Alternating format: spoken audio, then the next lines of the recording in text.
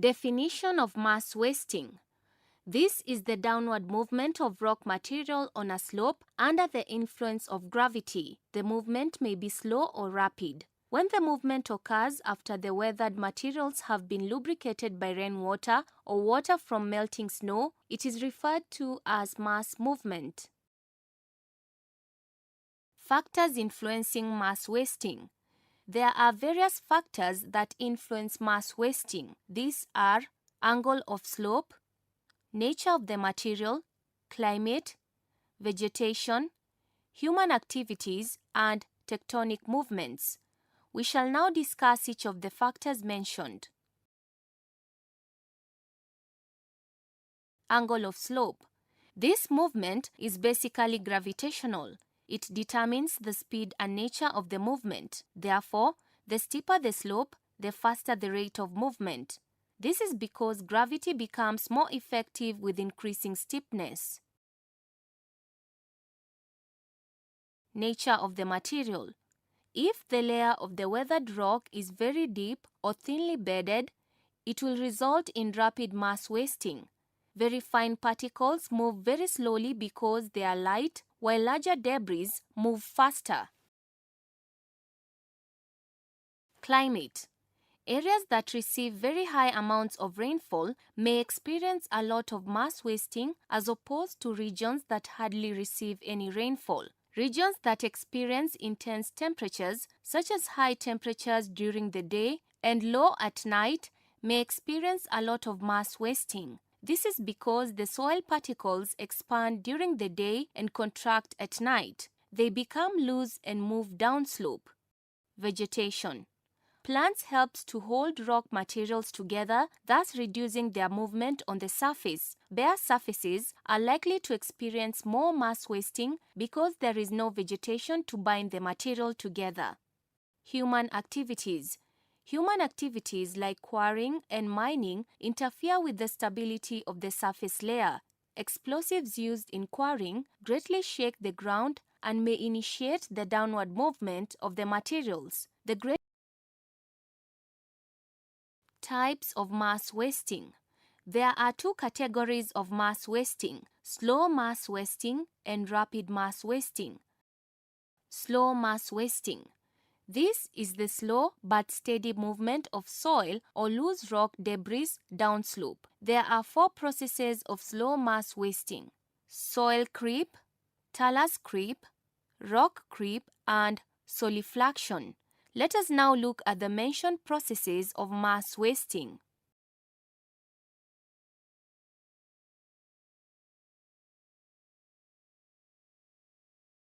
Soil creep. This is the steady movement of soil and other fine materials along a very gentle slope. It is the slowest kind of mass wasting, and it can only be noticed by the accumulation of soil behind walls, tilting of wall, or bending of tree trunks. Soil creep is mainly triggered by the following: heating and cooling of soil. This causes the soil to expand and contract, resulting to shifting of affected particles downslope. The shaking of the ground by the earthquakes or heavy truck triggers the loosening and consequent movement of soil downslope. Talus creep. This is the movement of broken rock debris downslope, especially at the base of a cliff. It involves the movement of sharp waste rock of all sizes on cliffs, mountainsides, or escarpments. The movement can be very rapid when talus is exposed to alternative freeze and thaw, as melting snow accelerates the movement.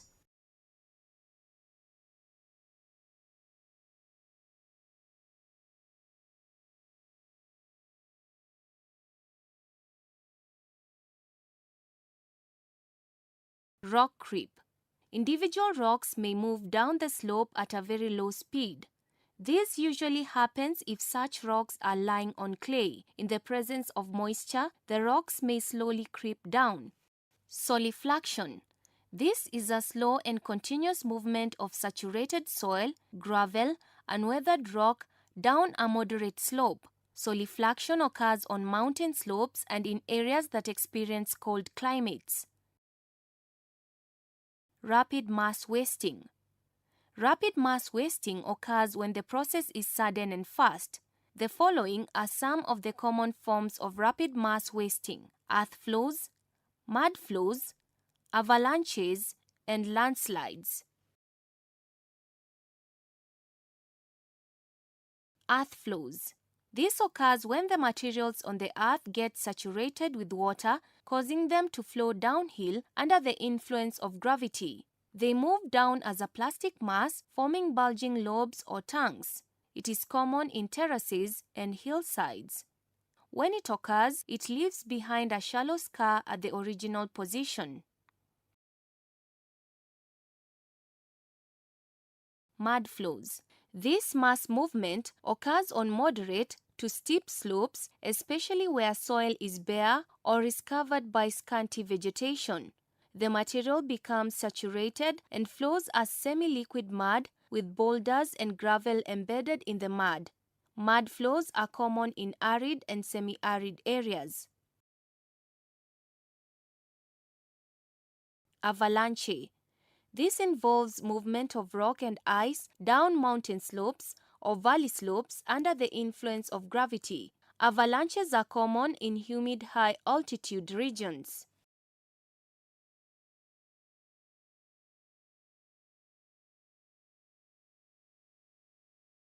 Landslides. Landslide is the rapid movement of a large mass of earth and rocks down a hill or mountainside. The common forms of landslides are rockfall, slump, debris slide, and rock slide. Rockfall. Individual rocks may roll freely from a steep slope. The falling materials can be as small as sand grains or as large as huge block or rock.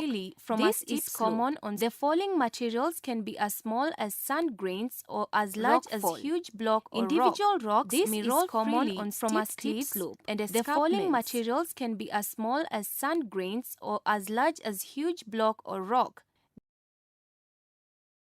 Slump. This involves shearing or tearing away of rock materials along a concave plane.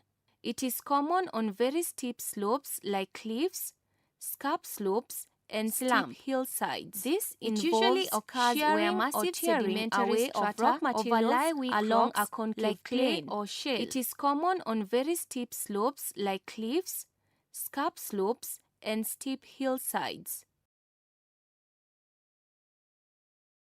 Debris slide. Debris slide is also known as landslip. Accumulated rock debris and other loose materials which are products of weathering that may have been moved from original site and redeposited. They may suddenly move downhill as a whole mass without breaking up. Materials may move at great speed at times with devastating effects resulting in loss of life and property.